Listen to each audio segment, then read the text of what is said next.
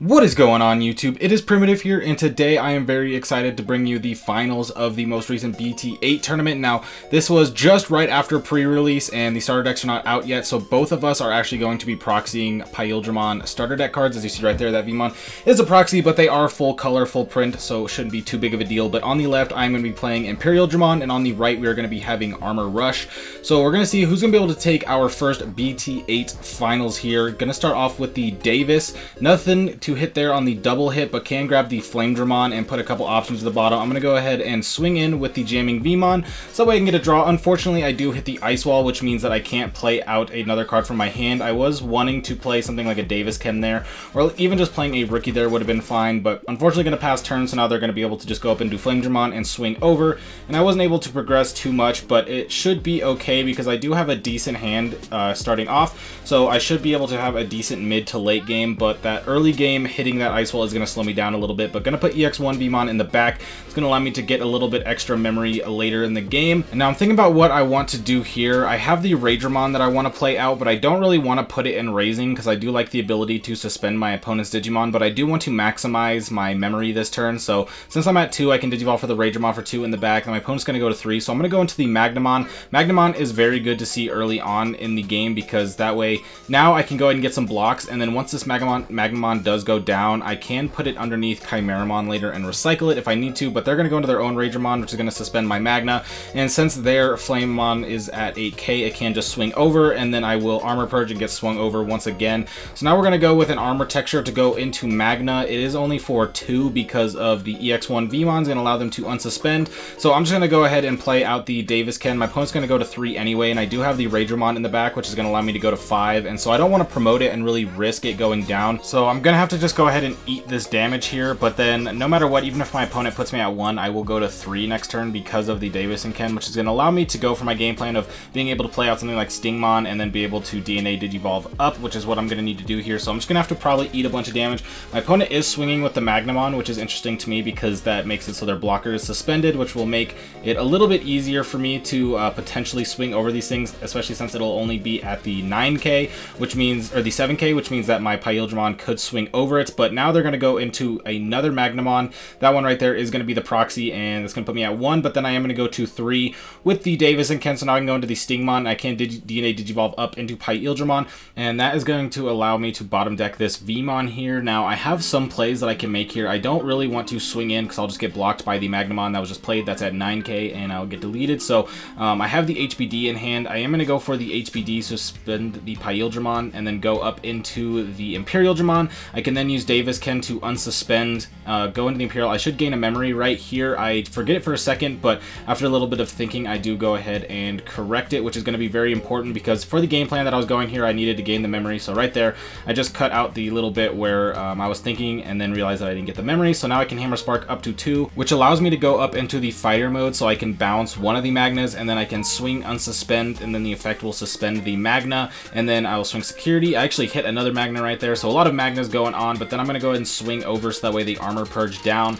This is going to be nice because I'm able to get rid of a lot of aggression on board. I'm able to kind of get rid of their armor texture a little bit here because now they're going to have to go up into an Armor Digimon to be able to armor texture, and then I just got rid of blockers, and I ended up just deciding to go with the Megadeth here. My opponent only has Davis on the board, so there's really no way that they can win the game or really disrupt me at all at 5. They can Megadeth me back, but I'm not too worried about that. And then with the fighter mode on board and 2 champions on the board being able to potentially DNA Digivolve, we are looking at a pretty good spot to be able to go in for game. So just wanted to go with the Megadeth, clear everything off the board. Like I said, I'm not too worried about giving my opponent 5 memory here. So we're just gonna have to see what they want to go into here. Like I said, there's not really much that they can do. They could Megadeth me back if they get a green source out, like if they Digivolved into Raidramon right there, or they could have just played the Davis Ken straight up right there and then been able to Megadeth, but they do not. They just play it. So going back into my turn, I'm going to gain the 2 memory from the Davis Ken. I'm going to be able to swing, unsuspend, gain a memory from the EX1 Vmon, swing, hit the Fire Rocket, doesn't matter, and then I just go all the way in for game right there and able to take game 1. So going into game 2, my opponent does choose to go first because they want to go aggressive, but unfortunately it looks like that they miss a Rookie in their opening hand. So just going to start off with the Davis, putting me at 4, which is going to allow me to go ahead and play out the Mimi here, and this Mimi is something that can definitely come in handy a little bit later in the game. If I can stick something like a Imperialdramon or an Imperial on the board, then being able to use Mimi to be able to essentially promote every single turn is going to be very powerful, because I can go and promote, tap Mimi to hatch, Digivolve again, and the next turn promote again, and that's going to allow me to have a lot of aggression and keep up with the aggression of the Armor Rush, while also having the defensive capabilities with the things like Chimeramon, Imperialdramon, or even my own Magnamon here. So they just play out the Magnamon. It's only at 7k, but I don't really want to promote my XVmon because I don't want it to die. They can go into something like Armor Texture to play the Ragermon, which then would suspend my XVmon. They'd be able to swing over. We see the Ragermon right here, so they're going to go ahead and just swing, but I had to conserve the XVmon there. They do swing, go into the Davis, which is great for me. I already have a Memory Tamer, but being able to search out, grab this Imperialdramon and this Vmon is going to be pretty great. And now if they want to swing over my Ragermon, they're going to have to go in with the Magnamon, which is going to be fine by me, because unless they Armor Texture back into another Magnamon, then their blocker is going to be suspended, which means my XVmon can go ahead and just swing in, but unlikely that they do. They just wanted to go into the Ragermon. The suspension effect is pretty much mandatory, so they're going to have to do it, but I don't think they want to swing over the Ragermon here. It's not really going to be beneficial for them, but if they don't, it does leave a green level 4 on the board for me to DNA Digivolve into with the XVmon, meaning that I wouldn't even need to play out my Stingmon or anything like that. So we'll have to see what they want to go for, but again, I really don't think that swinging here was going to be the optimal play. They are going to Ice Wall to go down to 0, so they don't really want me going on the aggression either. Just going to slow me down and then see what they want to go for. They are just going to go with the Jamming Vmon. I'm going to go to 3 anyway, and that doesn't really scare me too much. I should be able to deal with the Vmon fairly easily in multiple ways with this deck. So I'm just going to promote and go straight into the DNA Digivolve into Chimeramon here. I don't have anything to put underneath, but everything is going to give minus 3k, so I can pop the Vmon there, but very importantly, I'm going to give the minus 3k to the Magnamon, which means it's down to just 4k.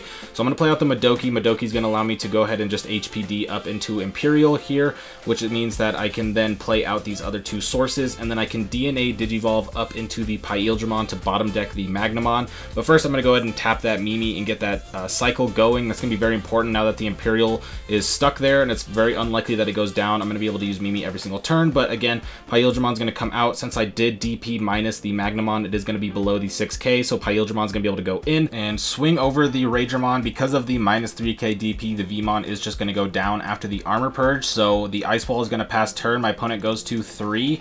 They play the Flamedramon, go to 1, and then Davis Ken's going to put me to 3, but again, we are just looking very strong right now. I'm going to be able to tap Mimi once again to be able to hatch, get another Vmon going, so I'll be able to promote once again. So this Mimi is really adding a lot of board presence and pressure here, so I'm just going to go ahead and Digivolve up into the fighter mode here. I could swing in right here, but I haven't really seen my opponent's deck right enough, so I don't know if they're playing anything like Mega Death, and I don't really want to hit Armor Texture to allow them to be able to get out an extra Vmon, so I ended up just going ahead and building up on board, being able to play the fighter mode, so if my opponent plays anything, I'll be able to swing and unsuspend it, and then able to get the Davis and Ken out. So next turn I'll be going to 5, because again, unlikely that both the Imperial and the Imperialdramon go down. So my opponent's going to swing in, hit the Hammer Spark to put them down to 2, which is going to be very interesting, because I'm sure that they were probably wanting to Armor Texture once or twice to be able to get a little bit more value off of there, but now because the Hammer Spark being played, the options that they have for this turn are definitely going to be limited by quite a bit. If they Armor Texture, they're really only going to be able to get one Digimon out. Unless it's Magna, then it'll just pass turn. So they're going to go ahead and use the Plasma Shot here. Only the Ragermon in trash, which means that only my Madoki is going to be going down, and then it's going to pass turn over to me. So with 5 memory and this many Digimon, I should be able to just go in for game right here. I can swing twice with the fighter mode, twice with the Imperialdramon, and then once with the rookies. But again, I don't really know what could be my opponent's security, and I'm not feeling threatened enough to feel like I have to go for game. I'd rather go for a safe play here. So gonna go up into the Chimeramon right here, which is going to give the -3, and then once I swing over the Flamedramon, they are going to go down to the Armor Purge, and then the Vmon will go down because it has -3. So being able to clear off the board, gonna swing unsuspend right there, and then now I have dealt with the board while also just kind of progressing up into a Chimeramon, which is going to allow me to get more draws. So now I'm just going to go ahead and swing everything in. 2 Stingmons in the Inheritable is going to allow me to draw multiple cards. Hit the Armor Texture right there, which is going to play out the Vmon, but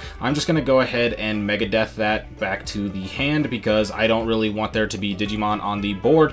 I'm at 2, so my opponent's going to go to 3 anyway. I just Hammer Sparked up to 2 to play around Hammer Spark to my opponent's security, but if they're just going to go to 3, I can just Mega Death, clear what's on the board. Now they have nothing going for them except for a Tamer, and I just have an incredible amount of Digimon. I'm going to be able to promote and attack once again because I keep going in with the Mimi, but my opponent's just going to go ahead and go into the Magna, and that is not going to help because I'm just going to be able to swing with the fighter mode and suspend it and go in for game, and so going to be able to take it. Was able to take the first BT8 local here, obviously where there were some proxies, but thankfully today, as the upload of this video, we do have the starter decks and everything here now, so going to be able to have some more real matches, but it still feels good to be able to get the first win playing BT8 here at locals. But GG's to my opponents, and if you enjoyed, be sure to like and subscribe because I'll be bringing you even more BT8 content here coming up, and I hope you have a fantastic day.